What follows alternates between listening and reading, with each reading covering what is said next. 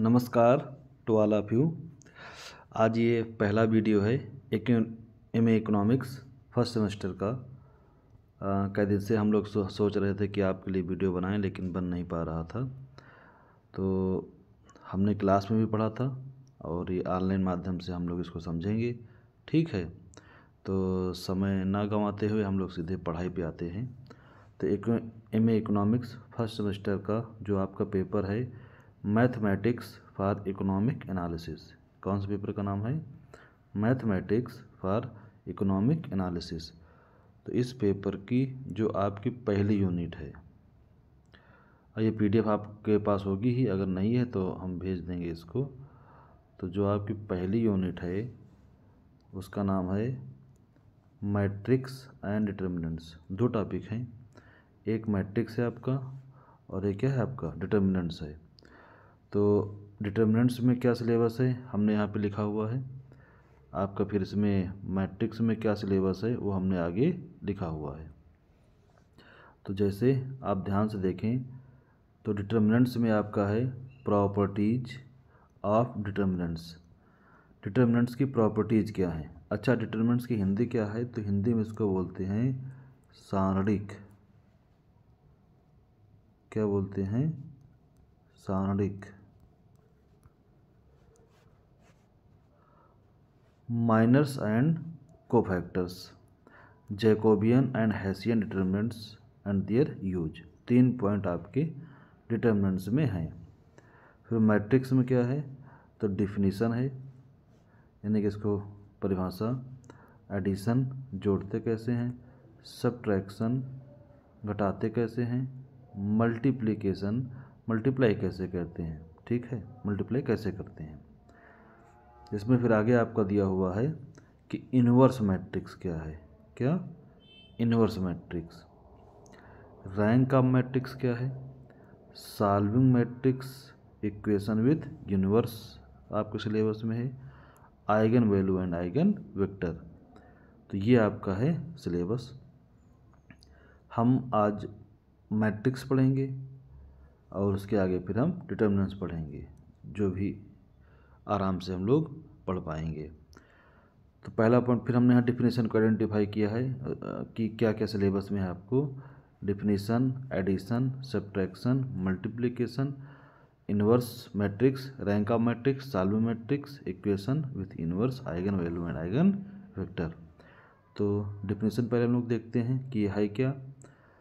तो a matrix is an ordered rectangular array of numbers और functions. The numbers are called the elements of the matrix. यानी एक rectangular आकार में जो एक आर्डर लिखा जाता है किनका? एलिमेंट का, वो हमारी होती है मैट्रिक्स। हिंदी में इसको बोलते हैं आव्यूह। क्या बोलते हैं? आव्यूह। आव्यूह। आव्यूह हिंदी में इसको हम बोलते हैं। ठीक है ना, मैट्रिक्स को। लेकिन अब कॉमन है तो मैट्रिक्स ज़्यादा यूज होता है। आव्यूह बहुत कम जगह आपको नाम देखने को मिलेगा, ये हिंदी बुक्स में मिल जाएगा। तो एक एग्जांपल देखो हमने से आगे लिया है कि we denote the matrix by capital letter. इसे हम कैपिटल लेटर से लिखते हैं, जैसे ए। अब रेक्टेंगुलर कैसे होता है? तो अगर रेक्टेंगुलर बनाओ आयत ऐसे होता है ना, देखो जैसे किनारे बनाएंगे तो उसी आकार में देखो, अगर इसको सेट करो तो ऐसे लिखा कि नहीं लिखा हुआ है। ये एक आयत बनना है ना, तो रेक्टेंगुलर वे में आपका ये फॉर्मेशन इसका हो जाता है। तो बस उसी की बात है कि रेक्टेंगुलर, अरे यार उल्टा हो गया था, रेक्टेंगुलर के रूप में ये आपका दिया हुआ है। ठीक, हमने एक एग्जाम्पल लेके समझाया। देखो जैसे ए इक्वल -2 1 3 0 2 2 1 4 1 3 × 3, या देखो साइड में उसके लिखा आर 3 4 1 0 2 × 2। तो 3 × 3 2 × 2 क्या है, एक बार देख लेते हैं। अगर इन एलिमेंट को ध्यान से देखो तो एक लाइन ऐसे बन रही है, इसको हम दोबारा मिटा दे के बताते हैं। जैसे इसको हटा दिए। अब इसको अगर ध्यान से देखो तो आपकी एक रो इस ऐसे बन रही है ना, और एक रो नीचे की तरफ बन रही है। तो जो क्षैतिज हॉरिजॉन्टल लाइन जो बन रही है इसको इंग्लिश में बोला जाता है रो। क्या बोला जाता है? रो। आर से डिनोट करते हैं इसको। और जो नीचे ये परपेंडिकुलर कॉलम है, रो है, इसको बोलते हैं कॉलम, तो डिनोट करते हैं सी से। तो यहाँ पर बस रो लिखा है, कॉलम लिखा है कि रो कितने हैं, कॉलम कितने हैं। तो पहले जो अंक लिखा है वो आपका है रो, जो बाद में लिखा है वो आपका है कॉलम। सी से डिनोट करते हैं इसको। तो अगर आप काउंटिंग इसमें देखना आप शुरू करो तो अगर आप हॉरिजॉन्टल देख रहे हो यानी क्षैतिज देख रहे हो तो कितने आएंगे, काउंट कर देखते हैं हम लोग। देखो आपकी जो रो हो जाएगी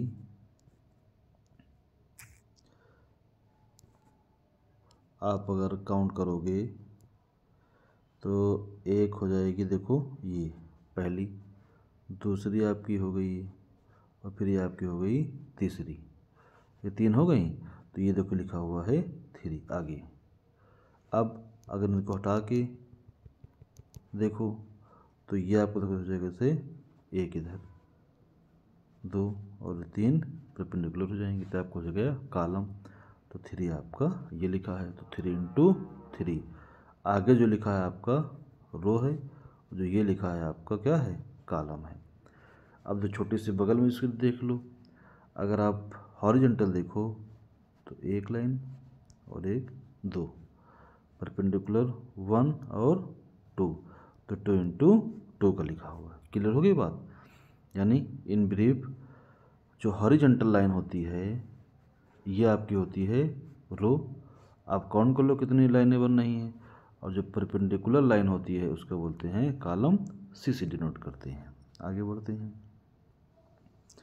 देखो हमने एक उसी को प्रेजेंट करने के लिए एक हमने बी मैट्रिक्स लिया हुआ है। ध्यान देखो, तो अगर इसमें आपको आर्डर देखना है जो नीचे लिखा हुआ है तो हॉरिजॉन्टल लाइन देख लीजिए, उसके बाद में परपेंडिकुलर लाइन देख लीजिए। अगर आप हॉरिजॉन्टल लाइन इस रो में देखने जाओगे तो देखो देखते हैं हम लोग, -2 1 एक लाइन हो गई, 4 5 दूसरी लाइन हो गई, 0 6 तीसरी लाइन हो गई। तो कितनी लाइनें हो गई, 1 2 3। देखो यहाँ पर नीचे क्या लिखा, पहले 3 लिखा हुआ है। ठीक।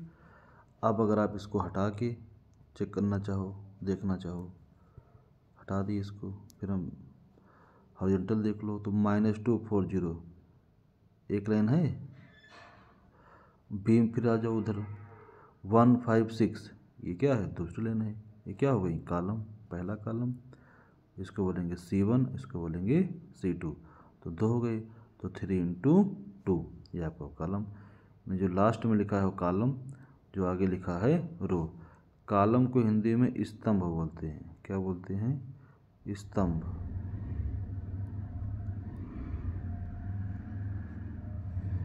स्तंभ बोलते हैं। तो लिखने में प्रॉब्लम हो जाती है। और उसको बोलते हैं पंक्ति, किसको, रो को। क्लियर? आगे हम बढ़ते हैं, फिर समझते हैं। और अच्छा, ये वीडियो आप जो है अब एक बार में ना समझ में आया तो दोबारा रिप्ले कर लीजिएगा तो क्लियरिटी बढ़ जाएगी। हमने हिंदी में इसकी परिभाषा लिखी हुई है। तो मैट्रिक्स को क्या बोलते हैं, आव्यूह। तो आव्यूह संख्याओं का एक आयताकार क्रमित क्रम विन्यास है। क्या है, आयताकार क्रमित क्रम विन्यास। रेक्टेंगल को आयत बोलते हैं, वही है। आव्यूह में क्षैतिज रेखा को रो और ऊर्ध्वाधर रेखाओं को कॉलम कहते हैं। जो हमने ऊपर अभी समझाया वही आपके नीचे है। देखो हमने फिर एक पॉइंट दिया है, आर्डर ऑफ मैट्रिक्स क्या है। A matrix having m row, कितने row, m means 1 row 2 row 3 row, m rows and n columns, कितने, n कॉलम, यानी कि 1 2 3 4 5 जो हो, is called a matrix of order m into n or simply says m into n matrix. Here m equal rows, यानी कि rows कितने हैं, how many, और n कॉलम्स, हाउ मेनी, यानी कॉलम कितने हैं आपके। तो एम क्या शो कर रहा है, रोज़, यानी कि हाउ मेनी रोज़ कितनी है आपकी। ऐसे एन तो कॉलम कितने हैं आपके, हाउ मेनी कॉलम्स। तो पहले हम किसको लिखते हैं, एम को लिखते हैं, बाद में किसे लिखते हैं, एन यानी कॉलम्स को लिखते हैं। एग्जाम्पल देखो हमने फिर दिए हैं, समझ लो, क्योंकि जब तक समझ में बात नहीं आएगी कोई मतलब नहीं है। सबसे पहले मैट्रिक्स के लिए हम आयत बनाते हैं, रेक्टेंगल बनाते हैं। देखो जैसे क्या है, देखो ये ऐसे का आयत बना है ए के लिए, देखो ये आयत ही तो है, यानी कि ऐसा। अब ये आप बराबर बना सकते हो, साइज अलग अलग हो सकता है, लेकिन उसका जो रूप है आयत मॉडल में ही रहेगा। तो इस बात को आप समझे रखिए ताकि आपको प्रॉब्लम फिर ना हो, ठीक है ना। अब देखो ए मैट्रिक्स देखो ध्यान से, तो 1 2 3 तीन एलिमेंट लिखे हैं। सबसे पहले हम रो को पहचानेंगे, तो रो क्या है, हॉरिजॉन्टल लाइन है। तो देखो 1 ओनली, एक रो हो गई, 2 रो, 3, 3 लाइन है, तो 1 2 3 देखो रो लिखा हुआ है, हमने लिख भी दिया है। अगर आप कॉलम को पहचानो तो सिर्फ एक लाइन ऐसे है, तो 1 लिखा है इधर, ये हो गया आपका कॉलम। अगर हम इसी मैट्रिक्स को चेंज कर दें, अभी आपको परपेंडिकुलर ओवरऑल दिख रही है, अब आर लगा के देखो, अथवा लगा के हमने लिखा है ये एक मैट्रिक्स। अगर हम इसमें ध्यान से आप देखो तो इसके आर्डर में इस कोई अंतर नहीं है, लेकिन दिखने में अलग अलग हैं, तो हैं भी अलग अलग। अब अगर आप इस सेकंड वाली मैट्रिक्स में देखें तो 1 2 3 हैं, लेकिन अगर आप कॉलम वो देखो क्या रो, तो सिर्फ एक रो बन रही है, 1 2 3 एक लाइन में आ गए, देखो सिर्फ वहाँ 1 लिखा है। अगर आप यहाँ पे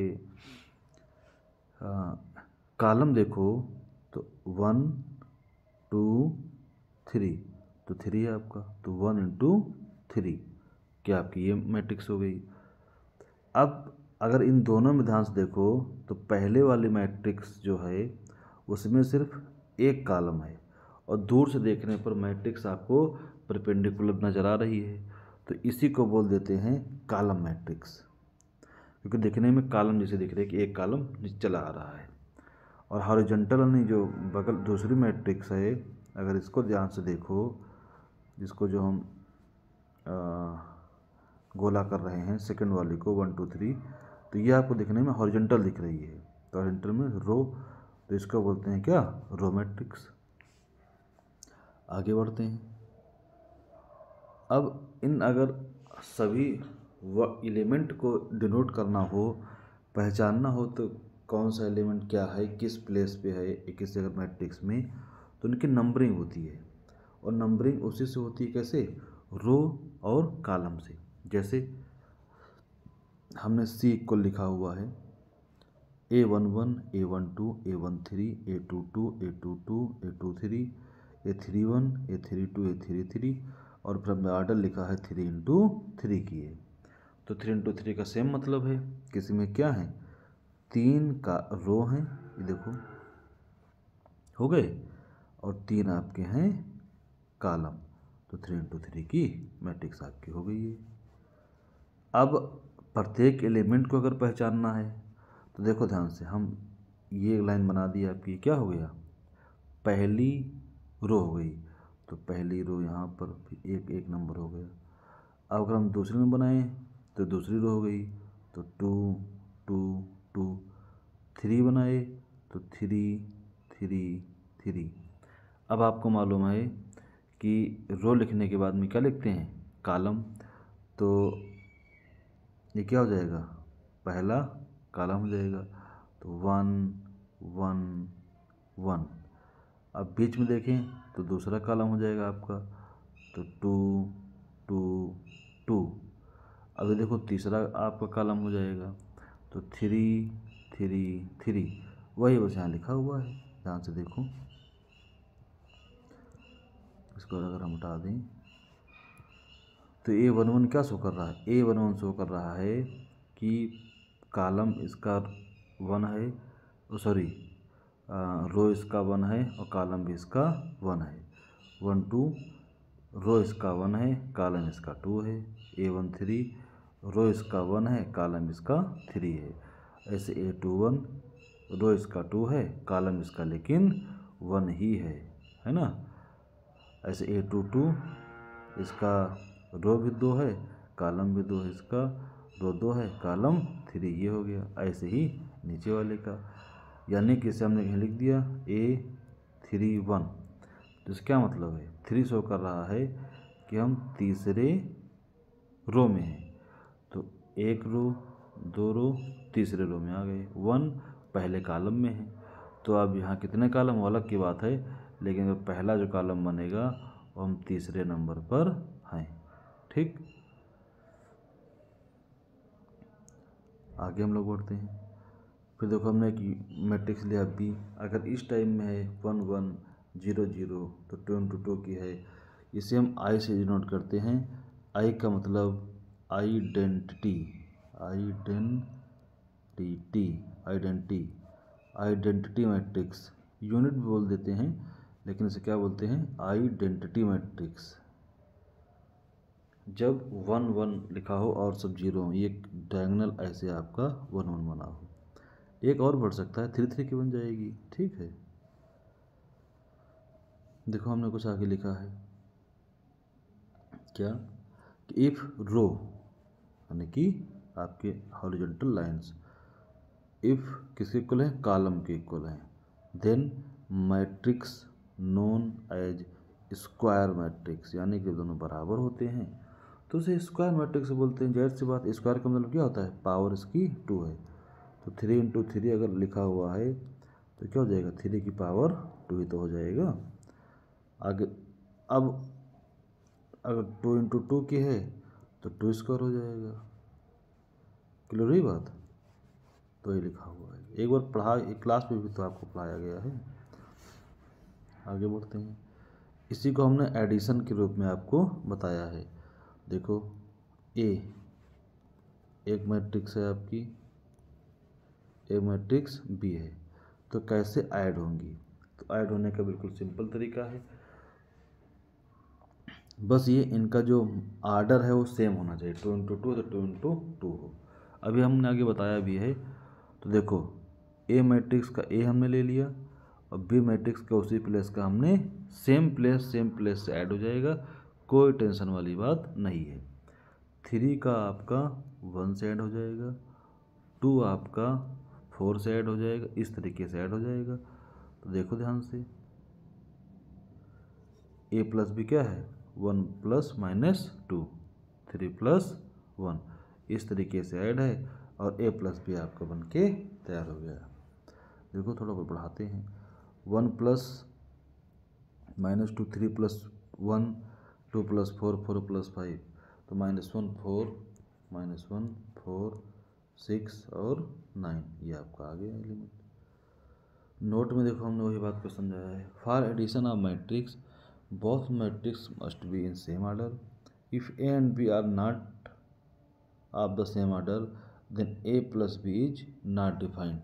हम ए और बी को डिफाइन नहीं कर पाएंगे यदि सेम ऑर्डर की नहीं होंगी। सेम ऑर्डर का मतलब कि उनमें रो रो एक जैसा हो, कॉलम कॉलम एक जैसा, उसे बोलेंगे सेम ऑर्डर। ऐसे ही आपका सब्ट्रैक्शन, तो जिस प्रकार ऐड हुआ है वैसे सब्ट्रैक्शन हो जाएगा, बस ऑर्डर क्या हो, सेम हो। अब इसमें देखो 4 है, यहाँ 4 है तो 4 - 4, यहाँ 3 है, यहाँ 1 है, 3 - 1, यहाँ 2 है, यहाँ 6 तो 2 - 6, यहाँ 0 है, यहाँ पे 5 है तो 0 - 5। सॉल्व किया आपका ये बन के आ गया, तो हो जाएगा ए माइनस बी। यहाँ भी देखो हमने नोट में दिया है, for subtraction of matrix both matrix must be in same order. किस ऑर्डर में होनी चाहिए, same order. If A and B are not in same order then A minus B will not be define, तब हम A minus B को define नहीं कर पाएंगे। ठीक, उन्हें सेम समय से ऐड कर देंगे। फिर सिलेबस में आपके मल्टीप्लिकेशन दिया हुआ है, स्केलर वेक्टर, यानी कि मल्टीप्लिकेशन 2 तरीके से होता है, एक स्केलर का होता है, एक वेक्टर का होता है। अदिश राशि सदिश राशि। तो स्केलर मल्टीप्लाई बहुत ईजी होता है। तो पहला पॉइंट हमने फॉर स्केलर, जैसे ए कल कोई मैट्रिक्स दी है, ये 3 × 2 ऑर्डर की है। अब मान लो इसमें जो हमने पीडीएफ में वर्ड यूज किया है digit, multiply by scalar quantity 2, हम इसको 2 से मल्टीप्लाई करते हैं, देन क्या होगा, ए आपकी जो मैट्रिक्स थी वो हो जाएगी 2a, क्या हो जाएगी 2a। देखो प्रत्येक जगह 2 से मल्टीप्लाई हो जाएगा, 14 × 2, 20 × 2, 10 × 2, सब जगह क्या हो जाएगा 2 से मल्टीप्लाई हो जाएगा। और सॉल्व किया आ गया आपका 2a मैट्रिक्स। यानी कि अगर स्केलर मल्टीप्लाई करना है तो प्रत्येक एलिमेंट से वो स्केलर क्वांटिटी की मल्टीप्लाई कर दिया जाएगा, और जो आएगा वो आपकी न्यू मैट्रिक्स हो जाएगी मल्टीप्लाई की। फॉर वेक्टर मल्टीप्लिकेशन कैसे करना है, तो इसका एक आर्डर होता है।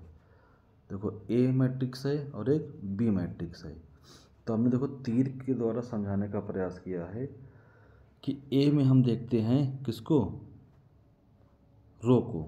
देखो हमने फिर हाईलाइट किया है ना ए में, और जो बाद में लिखे होते हैं बी, उसमें हम मैच करते हैं कॉलम को। यानी कि आगे वाले जो मल्टीप्लाई में एक आगे एलिमेंट होगा, एक बाद में होगा मैट्रिक्स। तो जो फर्स्ट मैट्रिक्स होगी उसमें हम देखते हैं किसको,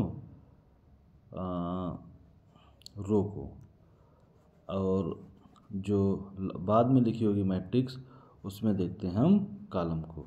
तो पहले हम देखो ए में ऐसे रो में चलेंगे और इसमें चलेंगे हम कॉलम में। इस तरीके से मल्टीप्लाई करेंगे, आपका ये हो जाएगा वेक्टर मल्टीप्लाई। यानी हम मैट्रिक्स का मैट्रिक्स से मल्टीप्लाई कर रहे हैं। देखते हैं कैसे होगा। देखो एक समझाने का प्रयास करते हैं हम। अच्छा, वीडियो आप दोबारा भी देख सकते हैं कि सर क्या बोल गए, हमको नहीं समझ में आया, तो ध्यान सुनेंगे हमारी बात को, दोबारा समझ में आ जाएगा ना। या तिबारा देखो, अब देखो 1 और 2 पहले मैट्रिक्स में क्या है, रो। बी में कॉलम क्या पहला है आपका 1 और 0, मल्टीप्लाई कर दो।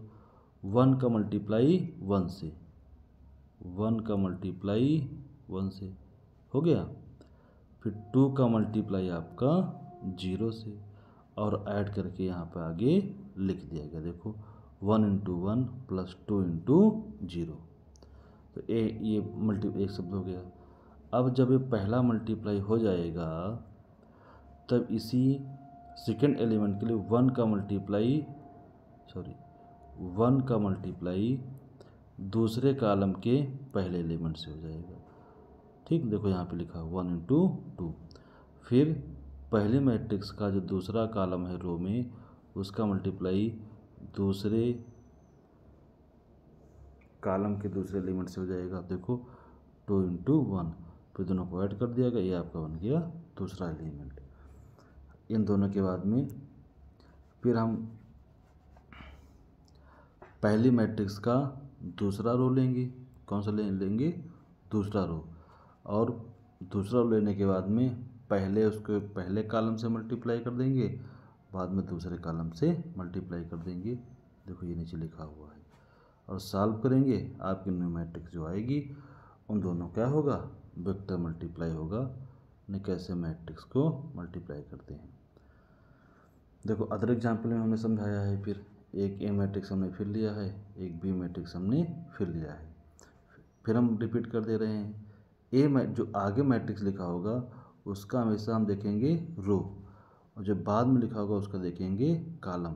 यानी पहली मैट्रिक्स का रो दूसरी मैट्रिक्स के कॉलम के इक्वल होना चाहिए, बराबर होना चाहिए, तभी मल्टीप्लाई होगा, अदरवाइज मल्टीप्लाई नहीं होगा।